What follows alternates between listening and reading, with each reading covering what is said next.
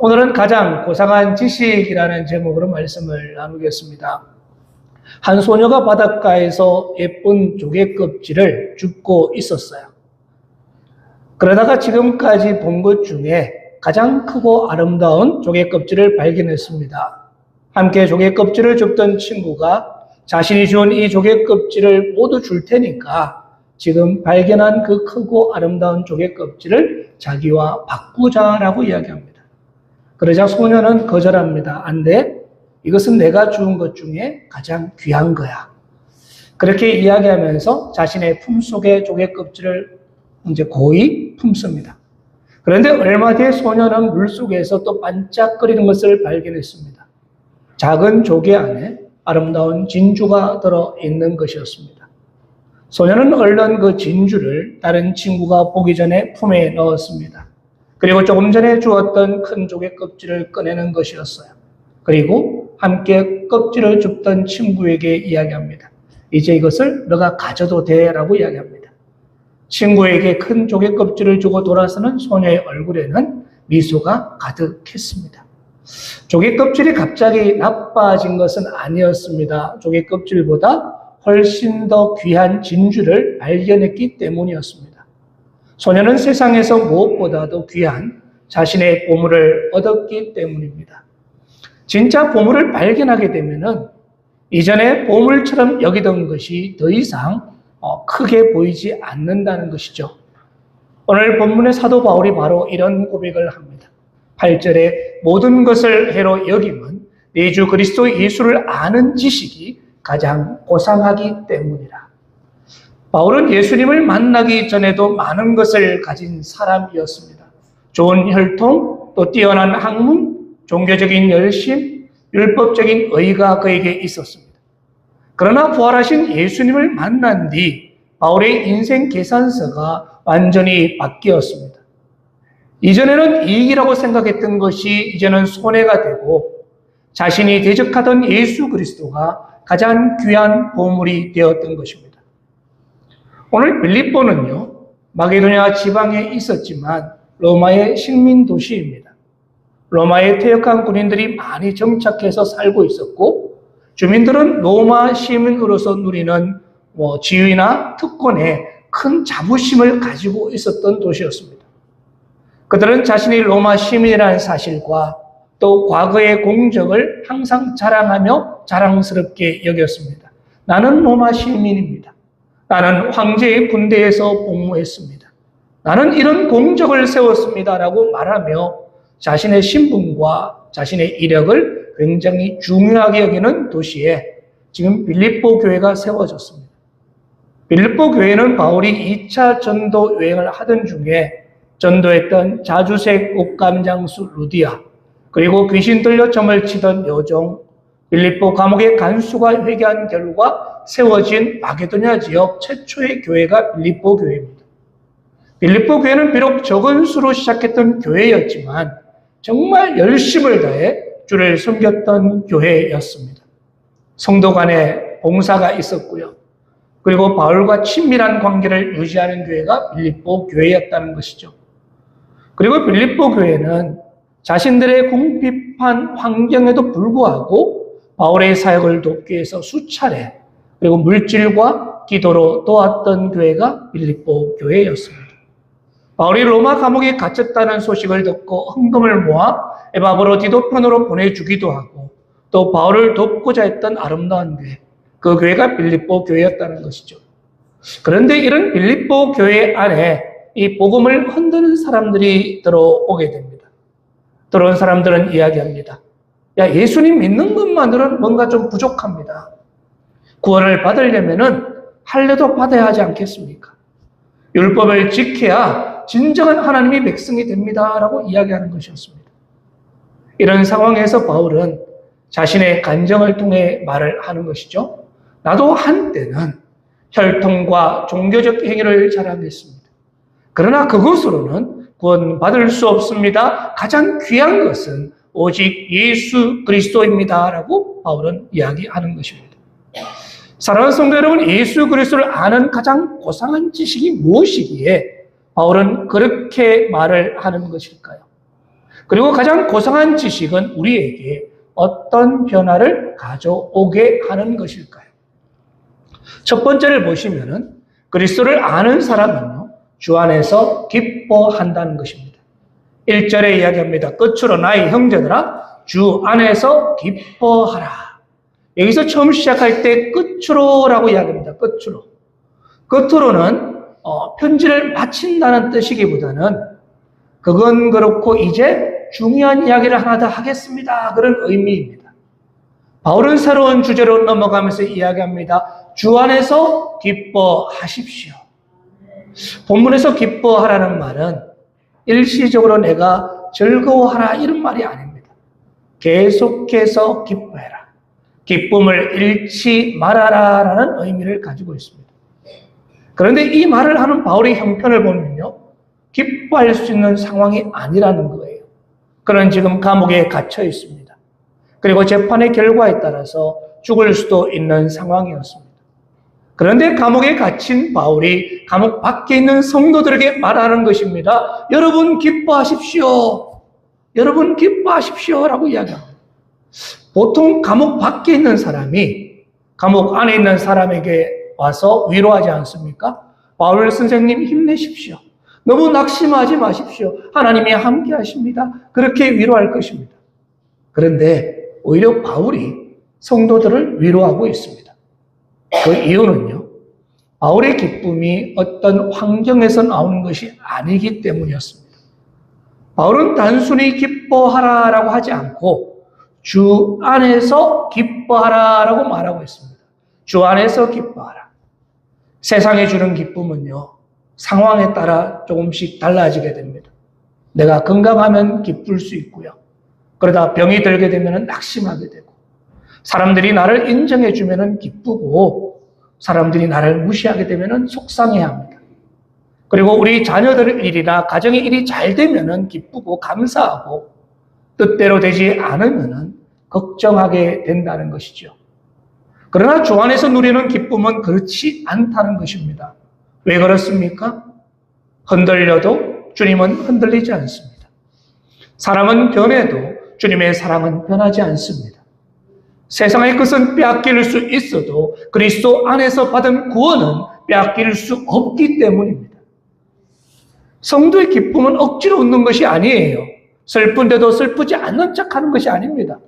성도의 기쁨은요, 내 죄가 용서받았다는 사실, 죽을 수밖에 없는 내가 하나님의 자녀가 되었다는 사실, 그리고 죽음 이후에는 영원한 생명이 있다는 사실을 바라보며 누리는 기쁨인 줄로 믿습니다. 바울은 이어서 이야기하는데요, 1절 후반부에 너희에게 같은 말을 쓰는 것이 내게는 수고로움이 없고 너희에게는 안전하니라. 바울은 이미 했던 복음의 말씀을 또 말하고 있습니다. 우리는요, 새로운 이야기하는 것을 참 좋아합니다. 그러나 신앙생활에서는 중요한 것은 새로운 것을 끊임없이 찾아다니는 것이 아닙니다. 이미 받은 복음을 받고 다시 한번 굳게 서는 것입니다. 예수님께서 나를 위해 죽으셨습니다. 예수님께서 다시 살아나셨습니다. 구원은 나의 행위가 아니라 하나님의 은혜입니다. 이 복음은 이미 들었으니 내가 이제 졸업하겠습니다 하고 졸업해도 되는 말씀이 아니라는 거예요. 날마다 돌아가며 붙들어야 되는 생명의 말씀인 줄로 믿습니다. 그런데 2절에 이르면 바울의 말투가 갑자기 달라져요. 2절에 개들을 삼가고 행악하는 자들을 삼가고 몸을 상해하는 일을 삼가라라고 말합니다. 바울은 지금 삼가라는 말을 3번 반복하면서 이야기합니다. 3번. 그 뜻은요, 눈을 크게 뜨고 계속 살피고 경계하라라는 이야기입니다. 눈을 크게 뜨고 계속 살피고 경계하라는 이야기예요. 바울은 마치 망대 위에 파수꾼처럼 외칩니다. 조심하십시오. 복음을 흔드는 자들을 경계하십시오 하고 외치는 거예요. 당시 거짓 교사들은 예수님을 믿지 말라고 하지 않았습니다. 더 교묘하게 말을 합니다. 예수님 믿는 건 참 좋습니다. 그런데 그것으로는 부족합니다 라고 말했습니다. 거짓 복음은 예수님을 완전히 빼버리는 방식으로 다가온 것이 아니었습니다. 예수님을 믿되 그 옆에 무언가를 더하는 거예요. 플러스 알파 더한다는 것이죠. 예수님도 믿고 할례도 받아야 됩니다. 우리에게 은혜도 필요하지만 나의 노력, 나의 의도 필요합니다 라고 말했습니다. 뭔가 들어보면 좀 그럴듯합니다. 그런데 구원은요, 또 복음은 예수님께 무엇을 더하는 것이 아니라는 것이죠. 구원은 오직 예수 그리스도, 오직 하나님의 은혜, 오직 믿음으로 받는 줄로 믿습니다. 바울은 이들을 이야기해서 몸을 상해하는 자들이라고 이야기합니다. 다른 말로 손할례당이라고 불렀습니다. 손할례당이라는 말은 자기 손으로 몸을 자르고 훼손하는 자들이라는 의미를 가지고 있습니다. 그들은 할례를 자랑했지만 그들의 마음이 변화되지가 않았습니다. 그래서 바울은 이야기하죠. 그것은 진정한 할례가 아니라 몸을 자르는 행위에 불과합니다 라고 말하는 것이었습니다. 그렇습니다. 외적인 종교 행위는 우리를 구원할 수가 없습니다. 세례와 직분, 또 예배와 헌금, 봉사는 너무나 중요합니다. 그러나 그것들이 예수님을 대신할 수는 없다는 거예요. 3절에 기록합니다. 하나님의 성령으로 봉사하며 그리스도 예수로 자랑하고 육체를 신뢰하지 아니하는 우리가 곧 할례파라. 여기서 봉사한다는 말은요, 하나님을 섬기며 예배한다라는 뜻이 담겨 있습니다. 그리고 또한 자랑한다는 말은 가장 귀하게 여기고 기뻐한다라는 뜻입니다. 하나님의 백성은 성령으로 예배하고 예수 그리스도를 가장 귀하게 여기는 것이죠. 자신의 경력과 행위를 자랑하지 않습니다. 내가 잘해서 여기까지 온 것이 아닙니다. 주님께서 나를 불쌍히 여기셨습니다. 주님께서 나의 죄를 용서하셔서 나를 붙들어 주셨습니다. 이것이 참된 성도의 자랑인 줄로 믿습니다. 우리 좀 전에 우리 찬양하셨던 우리 서철수 장로님께서 찬양을 하셨는데 장로님도 지금 이력을 크게 소개하지 않았습니다. 장로님이 보내주신 프로필을 보면요, 이력이 굉장히 화려합니다. 한 페이지가 넘어가요. 그 많은 이력을 이야기하고 말할 수가 있음에도 불구하고 말하지 않는 이유가 무엇입니까? 자신의 이력을 자랑하는 것이 아니라 하나님을 찬양하기 위함인 줄로 믿습니다. 그리고 둘째로, 그저 그리스도를 아는 사람은요, 육체의 자랑을 해로 여긴다는 거예요. 바울이 육체를 신뢰하지 말라라고 하자 누군가는 이렇게 생각할 수 있습니다. 바울이 자랑할 것이 없으니까 그렇게 말하는 것 아닙니까? 자랑할 것이 있다면은 이야기할 텐데 자랑할 것이 없기 때문에 그렇게 말하는 것이 아닙니까? 라고 말할 수 있습니다. 그런데 바울은 그렇지 않다라고 이야기하죠. 4절 후반부에 만일 누구든지 다른 이가 육체를 신뢰할 것이 있는 줄로 생각하면 나는 더욱 그러하리니 라고 이야기합니다. 여기서 육체는요, 단순히 사람의 몸을 말하는 것이 아니에요. 하나님을 의지하지 않고 자신을 내세울 수 있는 조건과 행위를 이야기합니다. 바울은 자신의 이력을 쭉 펼쳐서 보여주는데요. 그는 부모님에게 물려받은 4가지 큰 조건이 있었습니다. 그는 8일 만에 할례를 받은 정통 유대인이었습니다. 그리고 이스라엘 족속이었고 베냐민 지파였고 히브리인 중에 히브리인이었습니다. 바울은 출발부터 다른 사람들과 달랐어요. 지금으로 말하면 금수 중에 금수저예요. 또 자신이 노력해서 얻은 조건도 있었습니다. 율법으로는 바리새인이었고 당대 유명했던 율법교사 가말리엘 문화에서 공부를 했습니다. 오늘날로 말하면 최고의 학교에서 최고의 스승에게 배운 초엘리트였습니다. 그것도 열심으로는 어떻습니까? 교회를 박해했지 않습니까? 방향은 잘못되었지만 자신이 믿는 것을 위해서 인생을 걸 만큼 열정적인 사람이 바울이었습니다. 율법의 의로는 흠이 없었습니다. 죄가 없다는 말이 아니라 사람의 눈에 보이는 율법의 기준으로는 흠잡을 것이 없을 정도로 철저하게 살았다는 이야기입니다. 바울의 이력은 오늘날로 바꾸면 이렇게 이야기할 수 있습니다. 좋은 집안에서 태어났고 최고의 교육을 받았고 종교적인 열심이 있었고 도덕적인 생활에도 흠이 없는 사람이다라고 이야기할 수 있습니다. 사람들이 부러워할 만한 그런 조건들을 다 갖춘 사람이죠. 그런데 7절에 놀라운 반전이 나타납니다. 7절에 그러나 무엇이든지 내게 유익하는 것을 내가 그리스도를 위하여 다 해로 여길 뿐더러. 지금 여기서의 유익은요, 이익이나 남는 것을 이야기합니다. 해는 손해나 손실을 이야기합니다. 장사꾼이 손익 계산서를 작성할 때 사용하는 그 말과 같은 의미입니다. 바울은 인생의 장부를 생각해 보시기 바랍니다. 예수님을 만나기 전에 이익이란 많은 것들이 기록되어 있었습니다. 할례가 있었고 이스라엘의 혈통이 있었고 베냐민의 지파였고 바리새인의 신분이 있었고 종교적인 열심이 있었고 율법적인 의가 그에게는 모두 이익이었을 것입니다. 반대로 십자가에 못 박힌 예수를 믿는 것은 그에게 손해처럼 보였습니다. 그래서 바울은 교회를 박해했고 성도들을 붙잡으려고 다메섹까지 쫓아갔던 것이죠. 그런데 다메섹으로 가는 길에서 부활하신 예수님을 만나게 됩니다. 사울아 사울아 내가 어찌하여 나를 박해하느냐. 그 순간 바울의 인생의 장부가 완전히 뒤집히는 것입니다. 이익이라고 생각했던 것이 손해가 되고 손해라고 생각했던 예수 그리스도가 그에게 가장 큰 이익이 되었습니다. 바울이 자신의 좋은 조건들을 해로 여긴 것은 그것들이 본래 나쁘기 때문이 아니었어요. 좋은 가문, 많이 배운 것, 사회적으로 성공한 것, 이건 나쁜 일이 아닙니다. 그러나 그것을 의지해서 하나님 앞에 서려고 한다면 그것은 해로운 것이 되는 것이었습니다. 사랑하는 성도 여러분, 나는 남들보다 착하게 살았습니다. 나는 교회를 오래 다녔습니다. 나는 헌금도 많이 하고 봉사도 많이 했습니다. 그러니 하나님께서 나를 받아주셔야 합니다. 이렇게 말하는 순간 좋은 조건이 그리스도께로 나아가는 길을 막는 거대한 장애물이 되는 것입니다.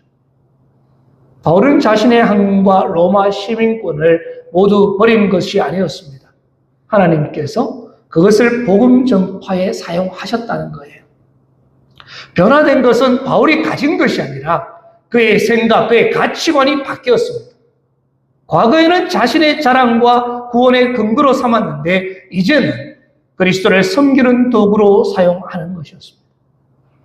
재산을 없애는 것이 아니라 하나님 나라를 위해서 사용합니다. 지식과 학력으로 사람을 무시하지 않고 이웃을 섬기는 데 사용합니다. 직분과 은사를 자랑하지 않고 교회와 성도를 세우는 데 사용한다는 것입니다. 중요한 질문은 이것입니다. 이러한 것들이 나를 높이는 자랑인가? 아니면은 그리스도를 섬기는 도구인가 하는 것입니다. 나는 이것을 의지하는가? 아니면은 예수 그리스도를 의지하는가 하는 것입니다. 사랑하는 성도 여러분, 여러분들은 누구를 의지하십니까? 누구를 섬기고 계십니까? 8절에 말씀합니다. 또한 모든 것을 해로 여기면 내 주 그리스도 예수를 아는 지식이 가장 고상하기 때문이라. 가장 고상하다. 즉 다른 것을 뛰어넘으며 비교할 수 없을 정도로 탁월하다라는 뜻입니다. 바울은 예수님이 여러 것 귀한 것 가운데 하나라고 말하지 않았습니다. 예수 그리스도를 아는 지식이 모든 것을 뛰어넘는 가장 귀한 것이다라고 말하는 것입니다. 또한 성경에서 우리가 안다라는 것은 단순히 그냥 정보를 아는 것이 아니라 직접적인 관계를 맺고 경험하면서 알아가는 것을 이야기합니다. 우리가 예수님의 탄생 장소, 예수님의 12제자의 이름을 안다라고 해서 우리가 반드시 예수님을 인격적으로 아는 것이 아니라는 것이죠. 내가 성경 내용을 어느 정도 안다고 해서 예수님을 인격적으로 아는 것이 아닙니다. 예수님을 안다는 것은 그분이 누군지를 믿고 나를 위해 하신 일을 깨닫고 그분을 나의 주님으로 모시는 거예요. 바울은 그리스도 예수라고만 하지 않고 내 주 그리스도 예수라고 고백합니다. 내 주 그리스도 예수. 나를 만나주신 주님, 나의 죄를 용서해 주신 주님, 나의 인생을 새롭게 해주시는 주님, 나와 함께 하시는 주님. 사랑하는 성도 여러분, 예수님은 정말 여러분들의 주인님이십니까? 예수님이 여러분들의 주님이십니까? 저와 여러분의 주님이시기를 원합니다. 세 번째, 그리스도를 아는 사람은요, 그리스도를 얻고 그 안에서 발견되기를 원합니다. 8절 하반절입니다. 내가 그를 위하여 모든 것을 잃어버리고 배설물로 여김은 그리스도를 얻고. 여기서 배설물이라는 말은 쓰레기, 또 음식 찌꺼기, 밖으로 버리는 우물이라는 뜻을 가지고 있습니다. 바울이 좋은 가문과 학문을 미워했다는 뜻이 아닙니다. 그것으로 자신을 의롭게 만들고 그것으로 그리스도를 대신하려고 할 때는 미련 없이 버려야 한다는 것을 이야기하는 거예요. 바울은 과거의 자랑으로 돌아갈 마음이 전혀 없었어요. 왜 그렇습니까? 그는 그리스도를 얻었기 때문이었습니다. 그리스도를 얻는다는 것은 예수님을 믿어서 내가 원하는 것을 얻는다는 말이 아니에요. 예수님을 믿어서 건강과 또 성공, 문제 해결을 얻는 것이 신앙의 최종 목적이 아니라는 것입니다. 그리스도 자신이 나의 가장 큰 소유가 되는 것입니다. 주님이 계시면 충분합니다. 내가 모든 것을 잃는다고 해도 주님을 잃지 않으면 됩니다. 사람들이 나를 몰라주어도 주님께서 나를 아시면 됩니다. 그렇습니다. 주님 한 분만으로 충분한 줄로 믿습니다. 중세 신학자 토마스 아퀴나스가 기도할 때 주님께 물으셨다는 이야기가 있습니다. 내가 내게 무엇을 주기를 원하느냐? 라고 주님이 물으셨어요. 아퀴나스가 대답합니다. 주님, 저는 오직 그리스도만을 원합니다. 우리에게 건강과 물질과 가정의 형편도 필요합니다. 그러나 그 모든 것보다 먼저 구해야 할 분은 예수 그리스도인 줄로 믿습니다. 이어지는 구절에 기록합니다. 그 안에서 발견되려 함이니. 그 안에서 발견되려 함이니. 바울은 사람들에게 성공한 바리새인으로 발견되기보다는 그리스도 안에서 발견되기를 원했습니다. 사랑하는 성도 여러분, 우리는 마지막 날 하나님 앞에 설 때 무엇을 들고 서시겠습니까? 하나님, 저는 교회를 오래 다녔습니다. 저는 많은 헌금을 했고 봉사를 했습니다. 저는 목사였고 저는 장로였고 권사였고 집사였습니다. 그런데요, 이런 것으로는 하나님 앞에 설 수가 없습니다. 9절에 기록합니다. 후반부입니다. 우리 같이 한번 읽겠습니다. 시작. 내가 가진 의는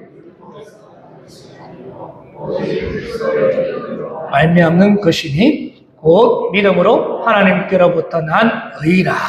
아멘. 여기에 복음의 핵심이 있습니다. 우리에게는 하나님 앞에 내놓을 완전한 의가 있습니다. 없습니다. 사람들과 비교하면은 서로 비교할 때는 내가 조금 더 나아 보일 수 있어요. 조금 더 좋아 보일 수 있습니다. 하지만 거룩한 하나님 앞에서는 아무도 자신의 의로 설 수가 없다는 것이죠. 그래서 하나님의 아들이신 예수 그리스도께서 이 땅에 오신 것입니다. 예수님은 우리가 지키지 못한 하나님의 말씀을 완전하게 지키셨습니다. 죄가 없으셨지만 우리 죄를 대신해서 십자가에서 죽으시고 사흘 만에 다시 살아나셨습니다. 하나님께서는 예수 그리스도를 믿는 자의 죄를 용서하시고 그리스도의 의를 우리의 의로 인정해 주십니다. 이것이 믿음으로 얻는 의라는 것이죠. 우리가 만들어낸 의가 아닙니다. 하나님께서 은혜로 주시는 의인 줄로 믿습니다. 믿음은요, 내가 나를 구원하는 힘이 아닙니다. 나를 위해 모든 것을 이루신 예수님께 나를 맡기는 것입니다. 구원은 우리의 행위가 아니라 예수님의 공로에 달려 있습니다. 우리의 열심이 아니라 하나님의 은혜에 달려 있는 줄로 믿습니다. 믿으십니까? 크게 합시다. 믿으십니까? 네. 그런데요, 여기서 의롭다 하심을 받은 성도는 아무런 변화가 없느냐 그러면은 그렇지 않습니다. 10절에 보면은 내가 그리스도와 그 부활의 권능과 그 고난의 참여함을 알고자 하여 그의 죽으심을 본받아. 바울은 이미 예수님을 믿고 복음을 전하는 사도였습니다. 그런데도 그는 이야기해요. 나는 그리스도를 더욱 알기 원합니다. 라고 이야기합니다. 예수님을 알고 있음에도 불구하고 더욱 알기 원한다라고 말하는 거예요. 그렇습니다. 예수님을 아는 일에는요, 졸업이 없어요. 말씀을 통해 주님의 마음을 알아갑니다. 기도를 통해 주님의 뜻을 구합니다. 순종하면서 주님의 신실하심을 경험하고 고난을 통해서 주님의 위로와 능력을 알아가는 것입니다. 그리고 부활의 권능은 마지막 날 죽은 몸이 다시 살아나는 능력만 있는 것이 아니에요. 오늘 우리 안에 역사하시는 새 생명의 능력인 줄로 믿습니다. 부활의 권능은 죄를 이기게 하는 능력이고요. 절망 중에서 다시 일어서게 하는 능력입니다. 미워하던 사람을 용서하게 하는 능력이고요. 고난 중에서도 감사하게 하는 능력입니다. 그런데 바울은 부활의 능력뿐 아니라 그리스도의 고난에도 참여하기를 원했습니다. 고난에 동참하기를 원했다는 거예요. 사실 우리는 영광을 얻고 싶어 합니다. 그런데 십자가는 피하고 싶어 합니다. 복은 받고 싶습니다. 하지만 희생은 좀 부담스럽습니다. 그러나 예수님의 길에는 십자가와 부활이 함께 있다는 거예요. 내 자존심이 죽을 때 그리스도의 온유가 나타나게 되고, 내 욕심이 죽을 때 그리스도의 사랑이 나타나게 되고, 내 고집이 죽을 때에 그리스도의 뜻이 이루어지는 것입니다. 가정에서 내가 먼저 양보하는 것이 작은 십자가가 됩니다. 내가 상처를 받았지만 용서하는 것도 십자가입니다. 아무도 알아주지 않아도 맡은 일에 충성스럽게 감당하는 것도 십자가인 줄로 믿습니다. 그 십자가의 자리에서 부활의 권능이 나타나는 거예요. 11절에 이야기합니다. 어떻게 했든지 죽은 자 가운데서 부활에 이르려 하노니. 바울이 구원을 받을 수 있을지 불안해한다는 뜻이 아니에요. 그는 모든 삶이 마지막 부활의 완성을 향하고 있다라고 고백하는 것입니다. 바울은 사람의 인정과 세상의 성공을 최종 목표로 삼지 않았습니다. 마지막 날 그리스도와 함께 부활하여 영원한 하나님 나라에 들어가는 것을 바라보았다는 거예요. 그러한 소망이 있었기 때문에 그는 감옥에서도 기쁨을 잃지 않았습니다. 말씀을 정리합니다. 사랑하는 성도 여러분, 오늘 본문에는 두 종류의 자랑이 나타납니다. 하나는 육체를 신뢰하는 자랑입니다. 자신의 조건과 행위와 업적을 의지하는 것이죠. 이 길에는 끊임없이 비교가 있습니다. 나보다 못한 사람을 보면 교만해지고 나보다 나은 사람을 보면 열등감을 느끼게 됩니다. 그런데 이 길에는 구원이 없습니다. 다른 하나는 예수 그리스도를 자랑하는 길입니다. 나의 의를 내려놓고 그리스도의 의를 믿는 길입니다. 그리스도를 얻고 그 안에서 발견되기를 원하는 길입니다. 이 길에는 은혜와 기쁨과 생명과 부활의 소망이 있습니다. 하나님께서 주신 가정과 재산과 또 우리 학력과 직분은 우리가 감사히 받아서 복음을 위해서 사용하기를 원합니다. 그러나 그것이 우리의 의가 되거나 그리스도가 앞서서는 안 된다는 이야기죠. 사랑하는 성도 여러분, 우리의 가장 큰 자랑은 예수 그리스도인 줄로 믿습니다. 우리의 가장 큰 소유도 예수 그리스도입니다. 우리의 가장 큰 기쁨도 예수 그리스도이십니다. 우리의 가장 고상한 지식도 예수 그리스도를 아는 지식인 줄로 믿습니다. 세상에 많은 것을 알고 소유했어도 예수님을 알지 못한다면 가장 중요한 것을 놓친 것입니다. 반대로 세상에 가진 것이 많지 않아도 내가 예수님을 알고 예수님을 얻고 예수님 안에서 발견된 사람은 가장 귀한 보물을 소유한 사람인 줄로 믿습니다.